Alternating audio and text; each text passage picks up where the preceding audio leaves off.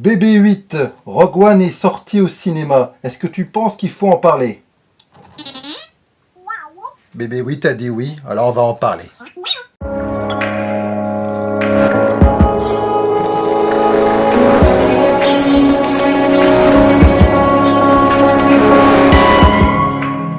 Salut les geeks et les geekettes, j'espère que vous allez bien. Comme vous avez compris, je vais vous donner mon avis sur le film Star Wars Rogue One, le premier spin-off de la saga. Mais avant de vous donner mon avis sur ce film, il m'a semblé important que je vous parle tout d'abord de la saga. Et plus exactement, mon attachement à cette saga. Parce que moi, je les ai tous vus au cinéma. Alors, moi, j'ai commencé avec l'Empire contre-attaque, j'avais 11 ans, je crois. Et c'est un film qui m'avait totalement fasciné, transcendé. Évidemment, j'avais jamais vu ça auparavant, j'ai rarement vu ça après. J'étais totalement immergé dans cet univers. Comme tous les garçons de l'époque, je m'identifiais à Luke Skywalker. C'était pour moi la quintessence du héros, du chevalier. Et j'avais vraiment adoré le film. J'étais vraiment ébloui par les scènes d'action, la beauté des images, même à l'époque, et j'étais vraiment fan. Vous l'avez compris, je suis un inconditionnel de la saga, mais je la regarde quand même avec une certaine objectivité. Et surtout, j'accepte que des personnes ne l'apprécient pas. Au contraire, j'aime bien échanger, discuter, avoir différents points de vue sur le sujet. Il y a des pros et des contre George Lucas. Tout ça, ça m'intéresse. Et donc, lorsque je suis allé voir Star Wars Rogue One, bien sûr, j'avais des attentes, mais également des inquiétudes. Car j'avais peur que Disney presse un peu trop le citron, en abuse au niveau commercial. Avoir un Star Wars chaque année, c'est super, mais est-ce que vraiment au niveau artistique, ça pouvait suivre? Bah, je vais vous le dire. Alors, Star Wars Rogue One, pour les non-initiés, ça raconte quoi? J'imagine que la plupart des gens qui regardent cette vidéo savent de quoi parle Star Wars Rogue One, mais il y a peut-être une partie qui ne le savent pas. Alors, Star Wars Rogue One se situe quelques années auparavant le chapitre 4, donc le premier Star Wars que nous avons vu en 77. Ça raconte donc la création d'un commando qui va tenter de voler les cartes de l'étoile de la mort.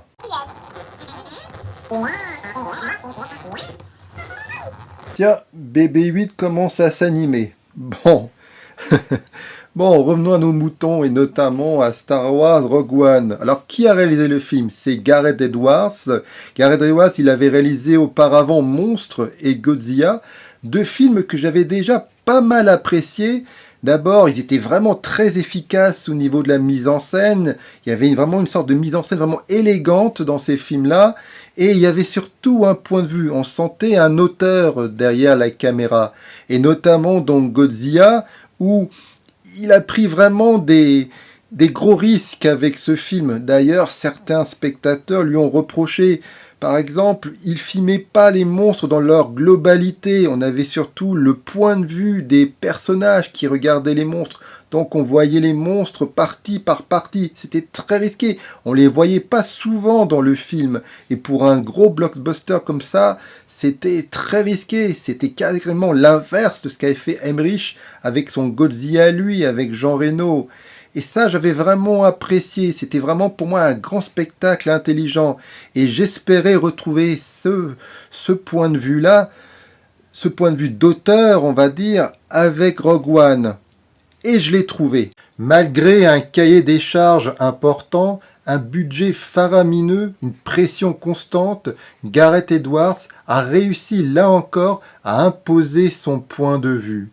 Et ça donne un épisode tout à fait singulier, un film vraiment à part, un film plus réaliste que les autres, plus violent, plus sombre encore que l'Empire contre-attaque, et cette fois-ci c'est un véritable film de guerre, et là le titre Star Wars n'a jamais aussi bien porté son nom.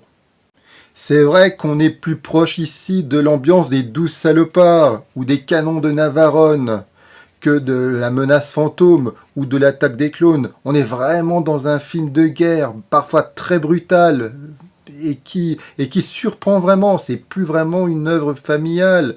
Même au niveau des décors, des ambiances, c'est plus sale que d'habitude.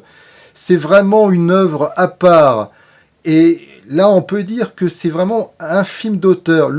Pour moi, je dirais même le premier véritable film d'auteur depuis les numéros 4 et 5 de la saga Star Wars. Et ça, il faut vraiment le souligner, c'est vraiment un exploit. Vraiment, ne pensez pas qu'aujourd'hui, on verrait un tel film surgir, vu l'année catastrophique en termes de blockbuster qu'on a eu.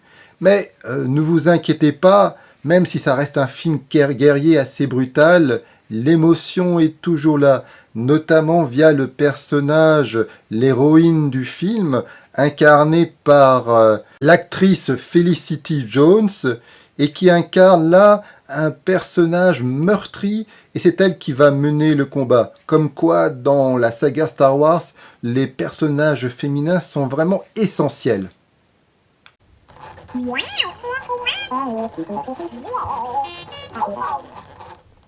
BB8 s'impatiente, on va arrêter cette vidéo là. C'est vrai que j'ai l'habitude de faire des vidéos un peu trop longues. En tout cas, vous l'avez compris, je vous recommande vivement de voir Star Wars Rogue One. C'est vraiment un excellent film, un excellent blockbuster. C'est vraiment une des belles surprises de l'année. Un autre film de science-fiction que je vous recommande, je ne ferai pas une vidéo complète là-dessus, mais il est sorti une semaine avant Star Wars, c'est Premier Contact de Denis Villeneuve. C'est un excellent film de science-fiction là aussi, un peu l'opposé de Star Wars, hein, c'est pas un space opéra, on est vraiment plutôt dans une œuvre humaniste, une œuvre plutôt subtile, intime. Et c'est vraiment un très beau film de science-fiction là aussi que je vous recommande vivement à ne pas louper. Hein. Ces deux films-là, Premier Contact et Rogue One, c'est vraiment les deux belles surprises de fin d'année et ça rassure pour la suite. En tout cas, je vous remercie d'avoir vu cette vidéo jusqu'au bout. Si vous l'avez trouvée sympa, n'hésitez pas à la liker, à la partager. Mettez dans les discussions si vous avez vu le film, si vous l'avez apprécié. N'hésitez pas à vous abonner à ma chaîne si la culture geek vous intéresse. Et moi, je vous dis à une prochaine fois. Bye. BB8, il est où?